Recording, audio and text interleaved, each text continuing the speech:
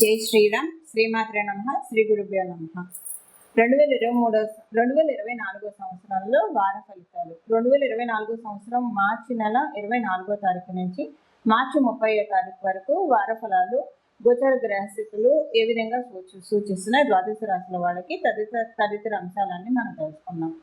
అయితే వార ఫలాలు తెలుసుకోవడానికి ముందుగా అసలు ఈ వారంలో గోచర గ్రహస్థితులు ఎలా ఉన్నాయి ఈ విషయాన్ని కూడా మనం పరిశీలిద్దాం. గురు భగవానుడు మేషరాశిలో సంచారం చేస్తూ ఉన్నాడు. కేతుదేవుడు కన్యా రాశిలో సంచారము. కుంభరాశిలో శనైశ్వరుడు మరియు శుక్రుడు కుజుడు వీళ్ళ మూడు గ్రహాల సంచారము. మీనరాశిలో రాహు భగవానుడు రవి బుధ భగవానుల సంచారము. అయితే బుధుడు మీనరాశిలో ఉన్న బుధ భగవానుడు 2 రోజుల తర్వాత అంటే 26వ తారీఖు నుంచి మీనరాశి నుంచి మేషరాశిలోకి మారబోతూ ఉన్నాడు. చంద్ర భగవానుడు ఈ వారంలో ఆయన సింహరాశి నుంచి వృశ్చిక రాశి వరకు ఈ 4 రాశుల్లో ఆయన సంచారం సాగుతుంది. ఈ గోచర గ్రహస్థితుల అనుసరించి ద్వాదశ రాశుల వాళ్ళకి ఎలాంటి ఫలితాలు ఉంటాయి ఈ విషయాన్ని మనం తెలుసుకున్నాము. అయితే ఈ విషయాన్ని తెలుసుకోవడానికి ముందుగా ఒకవేళ మీకు మీ జన్మజాతకం కనుక బాగా సపోర్టింగ్గా ఉంటే గోచరంలో ఏదైనా ఇబ్బందులు కలిగించే ప్రెడిక్షన్స్ ఉన్నా సరే అవి ఎక్కువగా మిమ్మల్ని ఇబ్బంది పెట్టవు, ఎందుకంటే మీ జన్మజాతకం బాగా ఉంది కాబట్టి. ఒకవేళ మీ జన్మజాతకం బాగోకపోయి ఈ గోచారంలో బాగా ఉంటాయి, అది మీకు ప్లస్ అవుతుంది, యావరేజ్ చేస్తుంది. జన్మజాతకంలో బాగోలేదు అన్న అంశాన్ని ఈ గోచారం మిమ్మల్ని కాపాడుతుంది.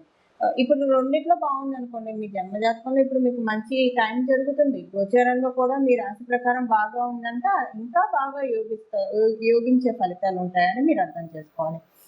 అలాగే మీ జన్మజాతకం బాగోలేదు, గోచార ఫలితాలు బాగోలేదు, అప్పుడు కొంచెం మీరు జాగ్రత్తగా ఉండాలి. మీరు తగ్గ పరిహారాలు చేసుకోవాలని ఒక చిన్న హెచ్చరిక మాత్రమే, అంటే అని సూచన మాత్రమే, హెచ్చరిక కూడా కాదులేండి, చిన్న సూచన మాత్రమే. అప్పుడప్పుడు ఉద్దాన పతనాలు అనేవి మనిషి జీవితంలో సర్వసాధారణం కదా. ఉద్దాన పతనాలు లేకుండా ఏ మనిషి జీవితం ఉంటుంది చెప్పండి? ఎలాంటి వాళ్ళకైనా రాజు దగ్గర నుంచి నిరుపేద దాకా అందరూ కూడా ఉద్దాన పతనాన్ని చూడాల్సిన వాళ్ళే, ఎవరు దీనికి ఎక్సెప్షన్ కాదు. సో అలా మరీ పతనాలకి వెళ్ళకుండా కొంత మనల్ని ఏదైనా ఒక శ్లోకం చదువుకోవడము, ఒక మంత్రం చదువుకోవడము, ఒక నామస్మరణ చదువుకోవడము, వీటి ద్వారా మనల్ని మనం ప్రొటెక్ట్ చేసుకోవడానికి అవకాశం ఉంటుంది. కాబట్టి దీనికి సంబంధించిన మన రెమెడీ కూడా ఇప్పుడు తెలుసుకుందాం. ఈ వారము గోచర గ్రహస్థితుల్లో ఒక ప్రత్యేకత కూడా ఉంది, అదేంటో ఇప్పుడు మనం తెలుసుకున్నాము. బుధుడు మేషరాశిలోకి ఆయన 2 రోజుల తర్వాత ప్రవేశిస్తాడు, అంటే 26వ తారీఖు నుంచి మేషరాశిలోకి ప్రవేశిస్తాడు. అక్కడ ఆల్రెడీ గురు భగవానుడు కూడా ఉన్నాడు, గురుదేవుడు కూడా ఉన్నాడు. అయితే బృహస్పతి బుధుడు వీళ్ళిద్దరూ కలిసి ఉంటారు. ప్రతి సంవత్సరం కూడా ఒకసారి మేషరాశిలో బుధ భగవానుడు సంచారం చేస్తూనే ఉంటాడు. కానీ ఇప్పుడున్న సంచారానికి ఒక విశిష్టత ఉంది. అదేంటంటే దేవగురువు అయిన బృహస్పతి అంటే గురుదేవుడు మేషరాశిలో ఉన్నప్పుడు బుధ భగవానుడు ఇక్కడ సంచారము. ఇప్పుడు మనం ఇప్పుడు అంటే మే 2వ తారీఖు నుంచి ఆయన గురు భగవానుడు మేషరాశిలోంచి వృషభ రాశిలోకి వెళ్ళిపోతున్నాడు. మళ్ళీ మనకి బుధ భగవానుడు మేషరాశిలోకి ప్రతి సంవత్సరం ఒకసారి వచ్చినా సరే అప్పుడు గురు భగవానుడు ఉండడు. మేషరాశి అగ్నితత్వ రాశి. మనము గురు భగవానుడు కూడా ఒక అగ్నితత్వ రాశికి అధిపతి, అలాగే ఒక జలతత్వ రాశికి కూడా ఆయన కారకత్వం ఆధిపత్యాన్ని వహిస్తూ ఉంటాడు. అంటే మనకి నిత్య దైనందిన జీవితంలో మన పనులన్నీ కూడా చురుగ్గా వేగవంతంగా జరగాలంటే అగ్నితత్వం ఎవరికైతే బలంగా ఉంటుందో వాళ్ళకి ఇవి ఉంటాయి. మళ్ళీ ఈ అగ్నితత్వ రాశిలో ఏమైనా జలతత్వ గ్రహాలు వచ్చి పడితే అప్పుడు ప్రాబ్లం ఉంటుంది. వాయుతత్వ ఇవన్నీ మళ్ళీ మనకి ఇండెప్త్ వెళ్తే చాలా వేరే ఉంటుంది అనుకోండి. కాకపోతే ఒక అగ్నితత్వ రాశికి అధిపతి ఇంకొక అగ్నితత్వ రాశిలో ఉండడం చాలా మంచిది. అయితే బుధ భగవానుడు ఇప్పుడు అక్కడికి రావడం, ఎప్పుడైనా సరే గురు బుధులు కలిస్తే మంచిది.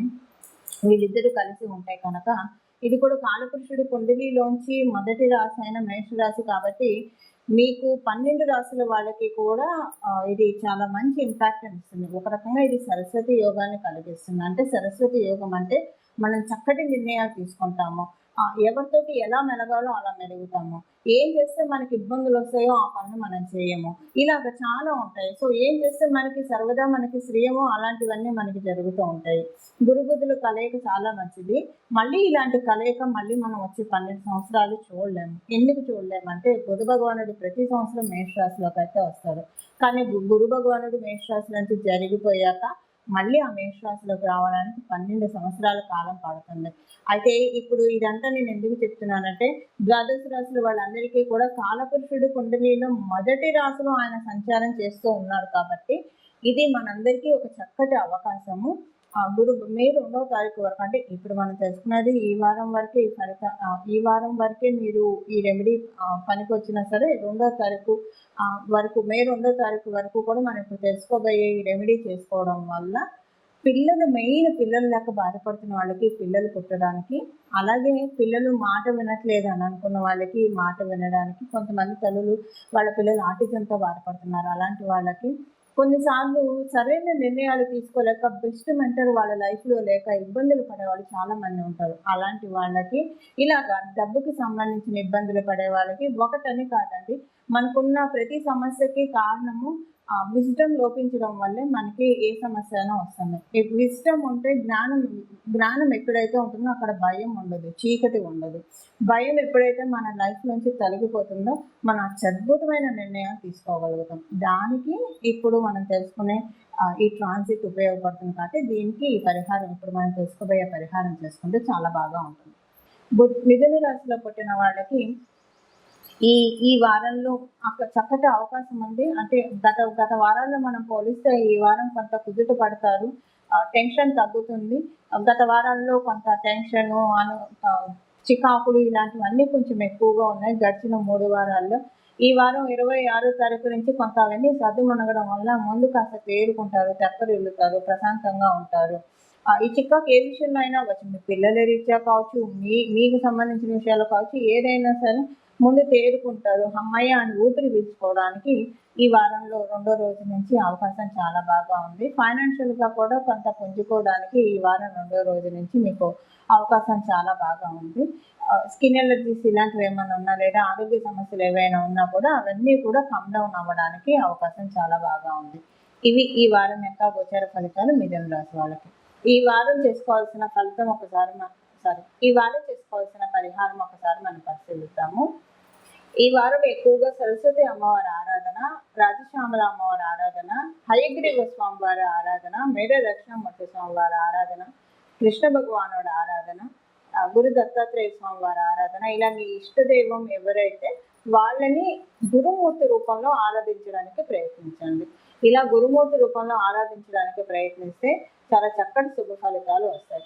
అన్నిటికంటే ఈ వారం మనం చూసుకుంటే రాహు భగవానుడు మీనరాశిలో సంచారం జరుగుతూ ఉంది కాబట్టి హయగ్రీవ స్వామి ఆరాధన ఇంకా బాగా కలిసి వస్తుంది. హయగ్రీవ స్వామి వారికి సంబంధించిన చిన్న స్తోత్రాన్ని ప్రతిరోజు 21 సార్లు చదువుకోవడం వల్ల చాలా చక్కటి శుభ ఫలితాలు ఉంటాయి. ఆ స్తోత్రం నేను ఇప్పుడు మీకు 3 సార్లు వినిపిస్తాను. ప్రతిరోజు మీరు ఇది 21 సార్లు చదవడానికి చదవండి. చాలా మంచి చక్కటి శుభ ఫలితాలు పొందుతారు. జ్ఞానానందమయం దేవం నిర్మలం స్ఫటికాకృతిం ఆధారం సర్వ విద్యానం శ్రీ హయగ్రీవ ఉపాస్మహే.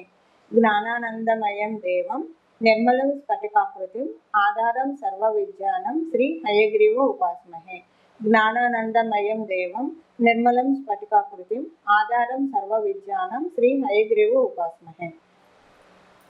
ఈ శ్లోకాన్ని ప్రతిరోజు 21 సార్లు చదువుకోండి. చాలా చక్కటి శుభ ఫలితాన్ని పొందుతారు. ముందు మానసిక ప్రశాంతతని చాలా బాగా చూస్తారు.